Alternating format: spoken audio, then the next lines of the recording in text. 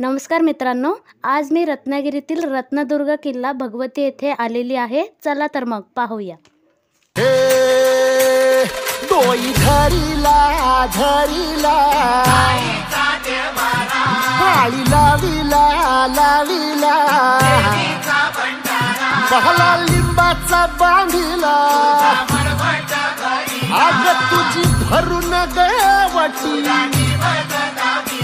आई गोंधळ मांडीला ये ग तुझा घरा डोई धरीला धरीला आईचा देवारा